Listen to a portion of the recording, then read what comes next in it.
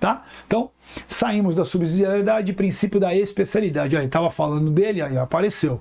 O que é o princípio da especialidade, né? A lei especial, ela vai derrogar, ela vai afastar a lei geral, né? A lei especial sempre prefere a lei geral, ela vai sempre se sobrepor à lei geral. A lei especial, ela é o quê? Ela é a lei geral mais elementos especializantes. Ela é a lei geral mais elementos especializantes. Eu tinha acabado de falar, olha aqui apareceu, o homicídio e o infanticídio.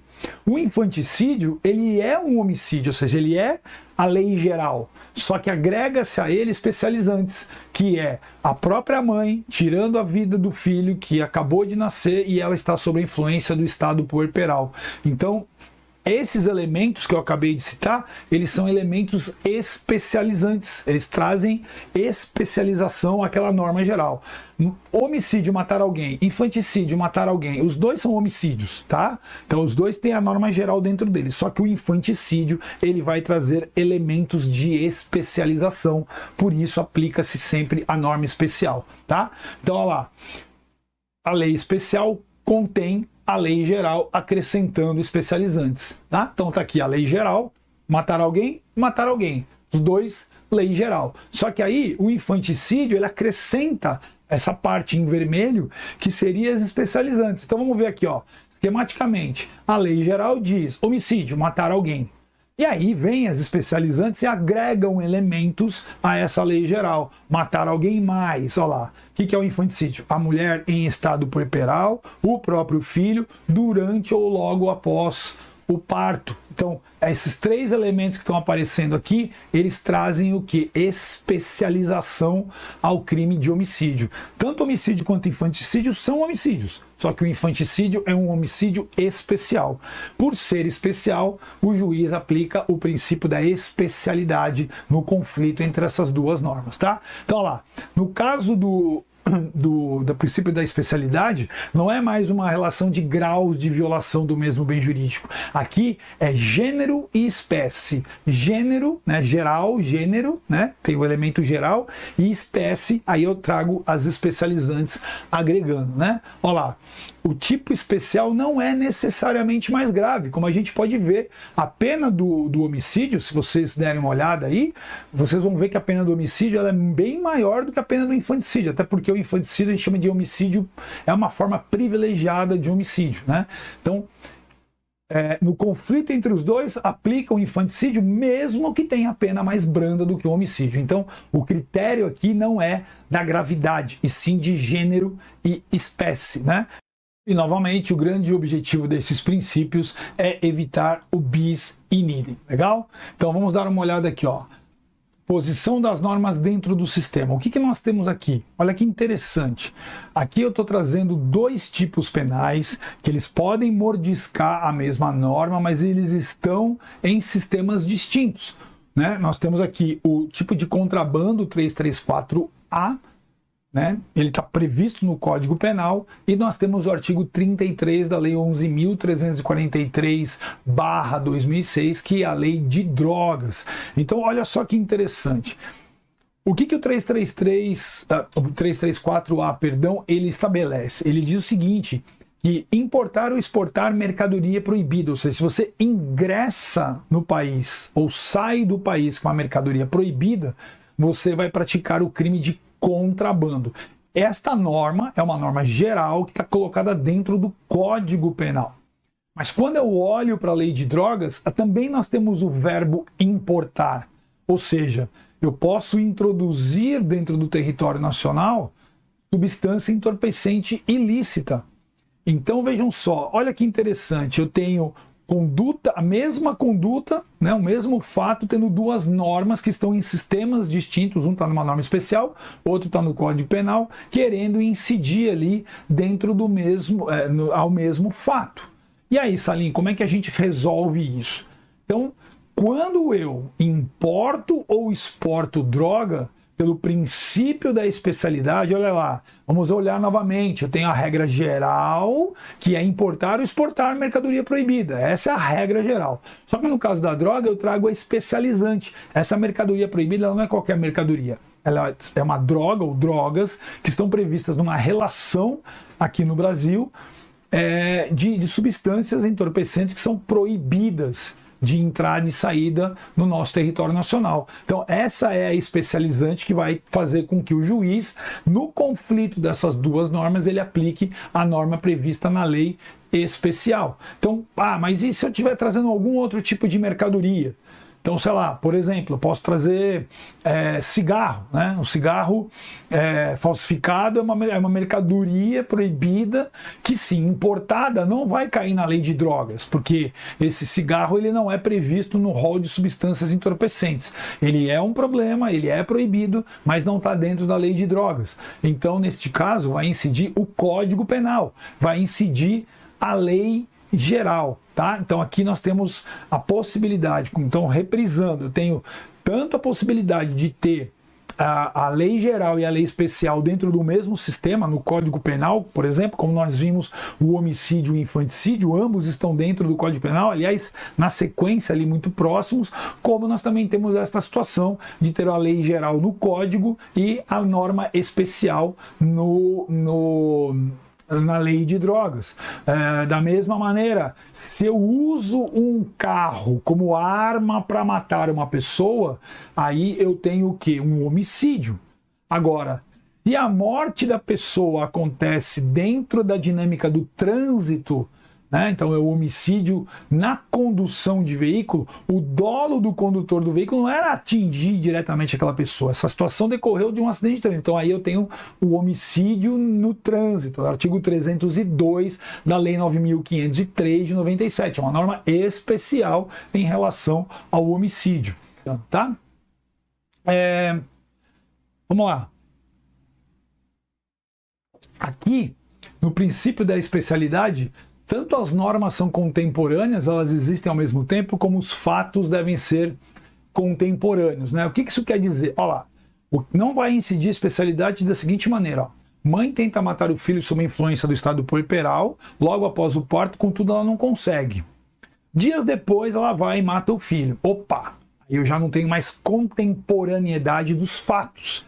Aí ela pode responder pela tentativa de infanticídio e depois ela vai responder pelo homicídio consumado, né? Então aqui nós não temos contemporaneidade para que duas normas incidam, elas estão em momentos estanques, momentos distintos, momentos diversos. Então, para que eu aplique a especialidade, deve estar todo mundo ali dentro do mesmo momento, tá? Princípio da consunção. O que é a consunção? A consunção fala em absorção de um crime pelo outro. Olha lá, a consunção, quando o crime previsto, né, numa norma consumida, não passa de uma fase de realização de outra norma, né, consuntiva, ou é uma forma normal de transição para o crime, né, um crime progressivo, progressão criminosa, como nós vamos ver. Então aqui, ó, a regra geral da consunção é que um tipo penal, ele é uma fase necessária para eu alcançar um outro tipo penal. E aí o último vai absorver tudo aquilo que vem antes. Então, quando a gente fala em lesão corporal, né, quando eu falo em homicídio, eu não tenho como tirar a vida de uma pessoa se eu não passar primeiro pela lesão corporal. Eu vou necessariamente passar pela lesão corporal para chegar ao crime de homicídio, né? Então imagine assim, vamos imaginar a cena do Matrix, está vindo o projétil, né? Vou desviar? Não, imagina que ele começa a perfurar aqui meu peito, meu tórax. Neste momento ele está provocando uma lesão corporal, né? Então incide o crime de lesão corporal. Só que em razão da perfuração, pegou meu pulmão, pegou meu coração, enfim, me leva a óbito, aí eu venho para o crime mais grave, que é o homicídio. Então neste caso o juiz vai aplicar a consunção, porque a lesão corporal foi um meio necessário para alcançar o crime de homicídio, tá? Então neste caso a lesão corporal foi um meio necessário para alcançar o crime de homicídio. Então tá aqui, ó, lesão corporal é um meio necessário para o homicídio. A violação no domicílio, o rompimento do obstáculo e depois a subtração. Então vejam que tem uma sequência, né? Então primeiro eu violo, depois eu rompo, destruo o obstáculo, aí eu vou me apoderar do bem. Então eu vou num crescente aqui, né? Eu preciso dos anteriores para chegar no mais grave. Então seria a aplicação da consunção. Então olha lá, quando uma ou mais infrações penais figuram unicamente como meios ou fases necessárias para a consecução do crime fim, ou quando simplesmente simplesmente se resumem a condutas anteriores, antefactum, ou posteriores, post-factum, do crime fim, estando, porém, intimamente interligados a este, sem qualquer autonomia. Portanto, pois o contrário daria margem ao concurso real de crimes, ou quando ocorre a chamada progressão criminosa, crime progressivo e por aí vai. Nós vamos ver isso já já. Então eu tenho um encadear de condutas ali, né? De uma relação de meio e fim, né? Olha lá, parte e todo, meio e fim. Crime consumado vai absorver o crime tentado, o crime de dano, né, vai ser absorvido pelo crime de perigo. Ah, professor, mas você não acabou de falar da subsidiariedade? Pois é, eu tenho outras ferramentas, eu posso aplicar aqui a consunção também, tá? Então, a norma consuntiva ela é uma fase mais avançada daquela que vai ser absorvida, né? Então tá lá, a lesão corporal vai determinar a morte, o furto com rompimento de obstáculo vai absorver o dano e a violação em domicílio, como nós vimos no esqueminha. Então, é uma relação de meio e fim, de todo e parte aqui. Então, quais são os exemplos? Como é que a gente pode falar na consunção aqui? Crime complexo é um exemplo. Crime complexo é aquele que é a fusão de vários crimes. Então, por exemplo, o roubo, ele é a fusão do furto, da ameaça, da lesão corporal, né? Então, eu tenho aí a fusão de vários crimes, eu aplico somente o roubo. E o que permite isso é o princípio da consunção, né? Senão eu teria que, quando acontece um roubo, aplicar o crime de furto, aplicar a ameaça, aplicar a lesão corporal, aplicar o constrangimento ilegal, cerceamento de liberdade, por aí vai. Então o roubo, ele significa a soma de todos esses crimes. Então isso, o crime complexo, quando a gente fala em crime complexo, a gente tem a consunção aí implícita nele. O crime progressivo, né? Olha lá, se dá quando a gente, para alcançar um resultado, né, o crime mais grave passa necessariamente pelo crime menos grave. Então, crime progressivo, eu preciso necessariamente ir do menor para o maior, né? Eu preciso, né, meio e fim aqui está bem caracterizado. Então tá aí, ó. Olha lá, eu tenho uma única intenção desde o início. Então, no crime progressivo, desde o início eu queria chegar no resultado mais grave. No crime progressivo, desde o início eu queria matar a pessoa. No crime progressivo, desde o início eu queria ingressar no domicílio para furtar o objeto que está lá dentro, tá? Então, daí eu vou progredindo ali dentro, né? Na lesão corporal eu posso começar com uma via de fato empurrando a pessoa, aí eu progrido para lesão corporal e aí eu progrido para matar o indivíduo, tá? Mas aí tem uma diferença. Se desde o início eu quis matar o indivíduo, nós vamos falar em crime progressivo, porque meu objetivo era chegar lá no topo, tá? Então relação aí de menor para maior, né? Relação de meio e fim. E a progressão criminosa? A progressão criminosa é quando inicialmente eu quero uma conduta e eu vou mudando o meu dolo ao longo do tempo até chegar no mais grave. Então, começa uma discussão ali no campo de futebol, é nem bom falar disso, né, que a gente tem tido fatos graves aí. Então, começa aquele empurra, né, um empurrando o outro. Isso chama-se vias de fato, contravenção penal de vias de fato. Então eu começo na vias de fato. Aí aquilo, eu falo, quer saber, eu vou dar um socão na cara desse indivíduo, e pum, acerto ele. Então aí eu já progredi para lesão corporal. Vejam que eu mudei o meu dolo. Inicialmente eu não queria matar o indivíduo. Eu estava aqui pensando só em empurrar. Aí eu progrido no meu dolo, falo, quer saber? Vou dar uma bomba nele. Pau! Aí o cara cai. Aí quando eu vejo ele caído, eu penso, quer saber? Já que eu derrubei, eu vou lá e vou tirar a vida dele. E aí acabo matando. Então, vejam, na progressão, eu vou mudando o meu dolo. No crime progressivo, eu já tinha a intenção desde o início de chegar lá no topo. Só foi o meio ali, fui, né, no crescente até chegar lá. Na progressão criminosa, não. Na progressão criminosa, eu vou mudando os meus desígnios, eu vou mudando o meu dolo, tá? Entendemos isso? Jóia. Então tá aí, ó. Olha lá. Ofensa bens jurídicos distintos, a mesma coisa, né? A gente vai violando aí. Bom, então tá aqui, ó. Crime progressivo e progressão criminosa. Então tá a distinção entre eles. No crime progressivo, desde o início eu queria chegar no topo. Na progressão criminosa, eu vou num crescente, né, mudando o meu dolo até chegar lá no ponto onde eu queria, lá no ápice, tá? Então, cuidado com essa distinção, isso é muito perguntado em prova. Vou falar pela última vez. Crime progressivo. Desde o início, o meu dolo era chegar no objetivo final, um exemplo, matar o indivíduo. Na progressão criminosa, eu não tenho esse objetivo. Eu vou mudando o meu dolo ao longo ali das ações. Primeiro eu empurrei, aí eu resolvi dar um soco, depois que eu dei o soco, aí eu resolvi matar o indivíduo, tá? Então eu tenho aqui a progressão criminosa, tá? Tá aí o quadro, né, para vocês. Deixa eu tomar uma água enquanto vocês estão lendo aí.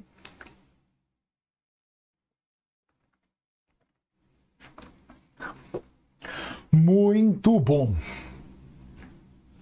E aí, dentro dessa ideia de consunção, nós também temos os fatos anteriores impuníveis e os fatos posteriores impuníveis. O antefactum impunível, olha lá, o grande exemplo aqui, a falsificação do documento, ela pode ser usada como meio para o estelionato. Esse é um antefactum, o fato de eu ter falsificado o documento para depois apresentar e praticar o estelionato. A falsificação do documento acaba absorvida pelo estelionato. Quem decidiu isso é o STJ, tem essa súmula 17. Ela é até muito criticada, sempre foi, porque ela acaba permitindo que um crime, o estelionato tenha uma pena menor, acaba absorvendo aí a falsidade documental. Mas enfim, a questão é que a falsidade documental ela é considerada, neste caso, um antefactum impunível. E aí, por quê? Porque ela é considerada um meio para alcançar o estelionato, então só seria punível o estelionato, tá? Então tá aí, ó. Quando o falso se exaure no estelionato, mais a potencialidade lesiva é por este absorvido, tá? Então tá aqui súmula do STJ dizendo que o crime de falsificação fica absorvido pelo estelionato. E aí, atos concomitantes ou simultâneos impuníveis, né? Então, são atos que acontecem ao mesmo tempo da conduta principal e acabam sendo absorvidos. Então, no crime de violência sexual ali, as lesões corporais leves eventualmente sofridas pela vítima durante a violência para o ato libidinoso ali, acaba sendo absorvida. A lesão leve, porque se sobrar lesão grave ou gravíssima, aí o próprio tipo penal do 213 tem penas mais graves previstas. Mas a lesão leve, aquelas escoriações que a pessoa pode sofrer em razão ali da dominação do agressor sobre ela, as lesões leves acabam sendo absorvidas pelo crime principal e são chamados atos concomitantes absorvíveis, né? São impuníveis. E os pós-factum impuníveis também, que acabam sendo absorvidos. São fatos que acontecem depois, né? São até considerados como o exaurimento do crime. Então, se eu subtraio um veículo e depois de alguns dias eu vendo lá em algum lugar, na feira do rolo, enfim, eu me desfiz do carro, esse ato de vender, esse ato de alienar o carro que eu subtraí, ele é considerado um pós-factum impunível. Eu vou responder apenas pela subtração do veículo, tá? Então ele responde apenas pela subtração. Essa venda é considerado um exaurimento do crime. Legal? E o último princípio para a gente encerrar é o chamado princípio da alternatividade, né? Então, o que significa esse princípio? Quando dentro do tipo penal eu tenho várias condutas, múltiplas condutas previstas, né, dentro do mesmo tipo penal. Isso quer dizer, por esse princípio, o seguinte: se dentro de um mesmo contexto fático eu praticar mais de um verbo previsto no tipo penal, eu não vou responder por dois crimes, eu respondo por um só. Vamos ler o artigo 133, nós vamos entender bem isso. Esse é um artigo interessante que ele tem, se não me engano, são 17 verbos. Olha só. Importar, é o tráfico de drogas, o famoso tráfico de drogas. Importar, exportar, remeter, preparar, produzir, fabricar, adquirir, vender, expor à venda, oferecer, ter em depósito, transportar, trazer consigo, guardar, prescrever, ministrar, entregar a consumo ou fornecer drogas, ainda que gratuitamente, sem autorização, em desacordo com determinação legal regulamentar. Ufa! Então vejam como é extenso. Vamos imaginar que o indivíduo, no mesmo contexto fático, ele vende droga e tem em depósito. Ele guarda e tem em depósito. Ora, ele realizou dois verbos. Pelo princípio da alternatividade, ele vai responder apenas por um crime de tráfico de drogas. Então, este princípio ele é aplicado quando eu tenho tipos penais que têm vários verbos, vários núcleos. A receptação, por exemplo, tem 5 verbos. Adquirir, receber, transportar, ocultar, conduzir, coisa que se sabe produto de crime. Então, se eu adquiro e transporto, eu não vou responder por 2 receptações. Eu vou responder por apenas uma receptação. E se te perguntarem por quê, você vai falar, eu assisti a aula do Salim e é por causa do princípio da alternatividade. Entendemos? Este princípio, então, evita a multiplicidade de punições pelo mesmo fato, embora eu tenha vários verbos acontecendo dentro daquele mesmo contexto fático. Lembre-se, é o contexto fático que é importante aqui. Tá bom? Princípio da alternatividade, quando nós temos esses crimes com múltiplos verbos, eles são chamados de tipo misto alternativo. Olha lá, tipo misto alternativo, justamente por causa do princípio da alternatividade. Legal? Então, terminamos aqui o conflito aparente de normas. Ufa, uma aula até extensa, né? E aí, bons estudos e boa sorte aí para vocês. Até uma próxima. Um grande abraço.